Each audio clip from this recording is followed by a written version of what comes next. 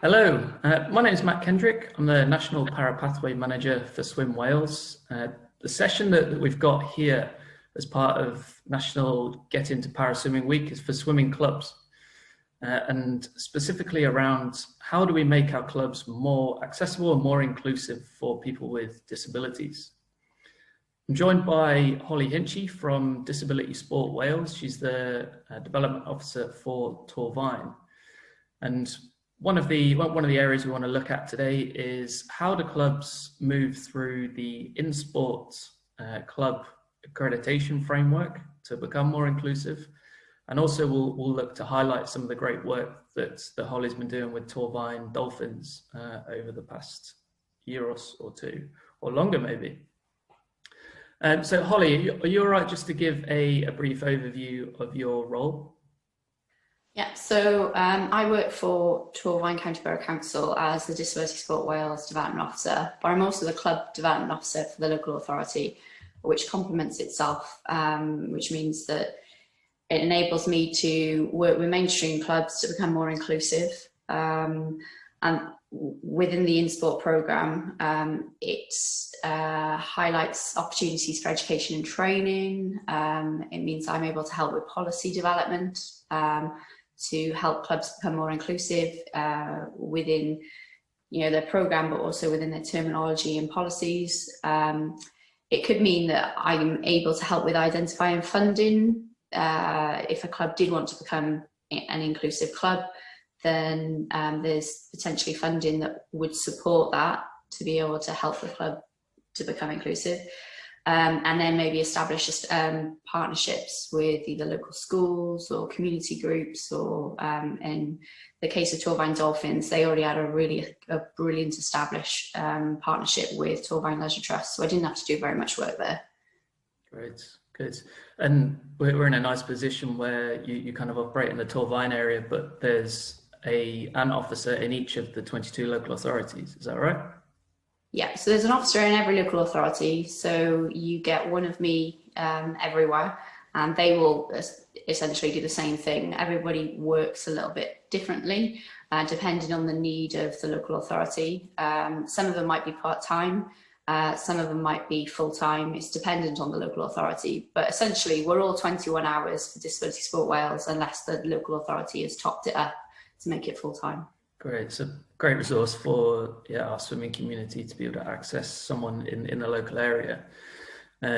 So thinking about the Insport club framework, it's a system that helps clubs become more inclusive of people with disabilities. Could you give us just a brief overview of what it is, maybe some of the stages, and why clubs should get involved? Clubs, Disability Sport Wales created Insport to be a check and challenge of the clubs, because us advertising community groups and clubs to the public, we wanted to make sure that they were safe and the best that they can be. So by moving or progressing through the Insport framework, it can support the development of coaches, volunteers, and participants within the clubs. So there's ribbon, bronze, silver and gold. Torfaen Dolphins managed to do ribbon in a day because they'd already had so much information from the mainstream part of the club. So just changing a couple of bits of wording within the documents that they had to include inclusive wording. They really honestly didn't have to do very much. And ribbon is as basic as, do you have a welfare officer? Are you insured? Do you have coaches that are qualified? Do you DBS your coaches and volunteers? So it isn't actually that much work. And as I said, they did it in a day. And then they progressed through. So bronze took them a couple of days. And that was just because they needed to change up some documents to include inclusive wording, which we can help with as Disability Sport Wales officers. And we're absolutely happy to read through and check that they're happy and it's got the appropriate language. Nice.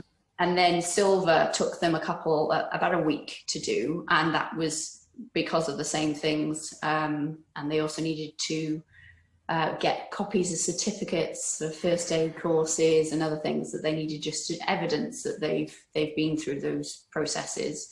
And then it's an upload onto a portal, and then once the Disability Sport Wales officer is happy with it, then they achieve that the award. Award. Yeah, sorry. Yeah, great. I think it's such a useful system for clubs to work through, and I think the encouraging thing is, having read through it, that there'll be a lot of swimming clubs out there that will already have all of these things in place, but actually some support from the disability sport officer in their local area might give them this accreditation if they just pool it in one place. So I think it's a great opportunity for the swimming clubs to really demonstrate that they are inclusive, and actually that they can do a really good job when it comes to catering for people with disabilities within their club. Yeah, so with Torvine, they've obviously had quite a few swimmers. They've had 5 swimmers selected this season for our National Para Performance Centre, which is a great achievement for the club. Is there anything that club specifically had to do? Are there any kind of good examples of practice within that club that they've adopted to help them to achieve that and move through the Insport club framework? So the club is linked with the local Torvine Leisure Trust, and every swimmer goes through the Learn to Swim programme before they then graduate into the club. The club's only really been running with Torvine Dolphins for about 5 years, and we created a bridging session within the club.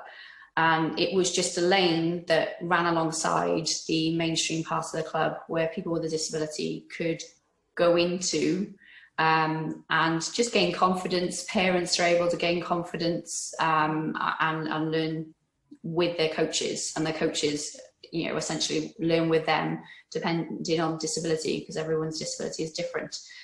And then as they progress, most of the swimmers have then progressed into the main part of the swimming club and are fully integrated into the club.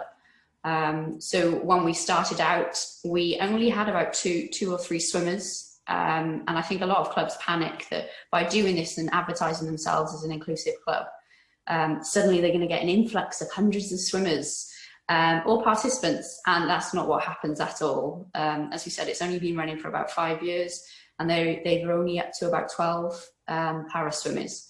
So you'll probably get maybe 1 or 2 to start off with, and then you'll get a couple more as more people gain confidence that the club has or is inclusive. And then obviously Torvine Dolphins now have about 12 swimmers, which is absolutely brilliant.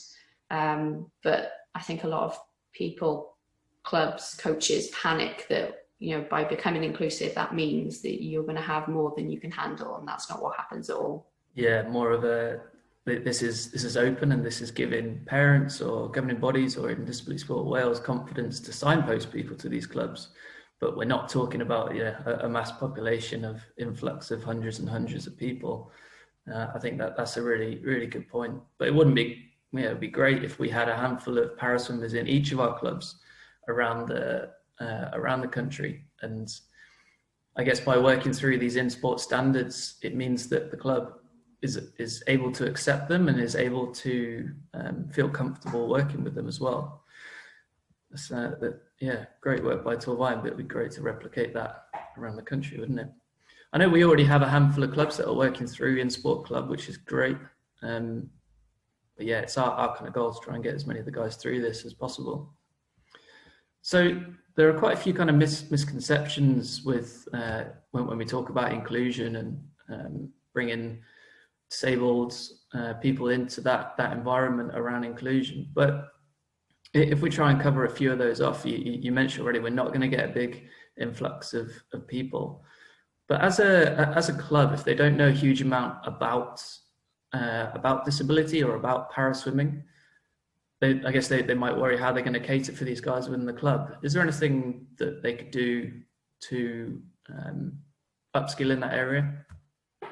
So Disability Sport Wales and Swim Wales have been working on a workshop called Aquatic DIT, And within that, it'll give coaches the tools to feel more confident in their coaching, and to encourage them to put themselves out there. As coaches, coaches are absolutely brilliant at adapting, because not one athlete is ever the same. So they need to adapt their terminology, the way they teach, potentially the way, a swimmer swims, depending on their ability or disability. So coaches are already there. They just need the opportunity to question what they're doing is correct, and that's what the aquatic DIT is there for. But I would imagine, if you did have a coach that was really nervous, I'm absolutely sure that the other swimming clubs that have gone through that process would be absolutely happy to chat through, how they got to where they got. And I know Torvine Dolphins are absolutely brilliant with that. They're really great at sharing. Yeah, great. And I think it's that approach now, that swimming is just swimming, regardless of who's doing it, really. And it's not a case of we have someone in and we don't know what to do with them. Actually, there's a lot of help out there and a lot of support, either through Disability Sport Wales or Swim Wales. So yeah, I think that's a really valid point. With regards to equipment, is there additional equipment that clubs would have to buy? Is there going to be financial implications of that? More often than not, from the conversations with Torvine Dolphins, it's been small pieces of equipment that they've needed, and we've either borrowed it or we've identified funding to be able to purchase those. The community chest, when if and when it gets back up and running, we'll be able to help that. But there's also local pots of money. The Bags for Life scheme in Tesco's has contributed towards some of the stuff that Torvine Dolphins has done as well. So it isn't a massive amount of equipment, but then again, it depends on who walks through the door, or pushes through the door. So it is dependent on swimmer, but if you do have a swimmer that comes through the door and you don't have equipment for it, don't turn them away. It's speak to your sports development officer, your Disability Sport Wales officer, or I guess Matt. Perfect. Yeah. So in terms of those standards that we mentioned, that ribbon, bronze, silver and gold, so we want as many of our clubs to get to that gold standard as possible.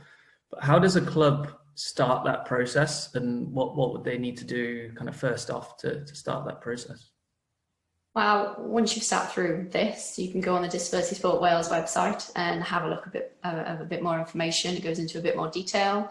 The Club Solutions Wales website has some information as well, and they've also got a brilliant downloads page. So if there is any documents that you think you're missing, you can just download them from there and chop and change them to what you need from a club. And if the website doesn't have something that they need, you just contact your local Disability Sport Wales officer, and it's probably that they've already got a copy from working with another club that they can let you have. But if you did want to do the Insport programme, then you just contact your local Disability Sport Wales officer, and their contact details are on the website as well. And then they can set you up with a log on and password, so then you can upload the information when you have it. If you're struggling with that, which I know some clubs do struggle with technology, then just speak to the officer and they'll be happy to help, either helping with uploading or supporting them through meeting up and going through how to use the system. But it's super easy. They've tried to make it as easy as possible. Yeah, great. I haven't had a look myself. I think you do get the opportunity to upload pretty much any format of document, which makes it pretty accessible. Yeah, even photos. I think some people are like, oh, we don't have a scanner. And I've literally just popped along to a club, taken a photo with my phone, sent it to myself as an email, and then uploaded it from there. So they've tried to make it as easy as possible. Yeah, I think once you kind of achieve that standard, it's something that's really valuable to shout about for your club, be able to have that logo on some of your correspondence, and for Swim Wales as an organisation and Disability Sport Wales to go, oh, do we know that club down the road? Yes, they do have a silver or a gold accreditation, but absolutely comfortable to send disabled swimmers that way. So we could look to kind of build clubs membership through that.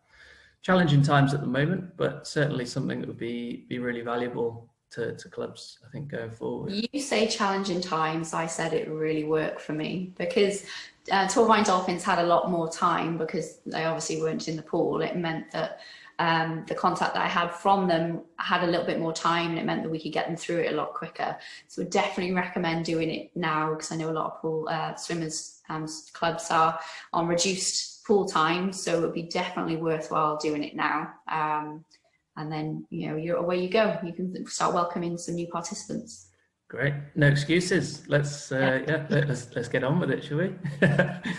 Great. Thanks very much for coming on, Holly. That's really really good to have your perspective on this stuff, and to kind of continue the collaboration between Swim Wales and Disability Sport Wales, giving some really good insight into the Insport club program, and hopefully we'll see more swimmers benefit from clubs going through that, and eventually grow that base of paraswimmers within Wales, and just strengthen that pathway even more. So thanks very much for coming on, and thanks very much. No problem. If anybody does have any more questions though, please contact your Disability Sport Wales officer. They'd be really happy to help. No question is a stupid question. Perfect. Thanks, Holly. No problems.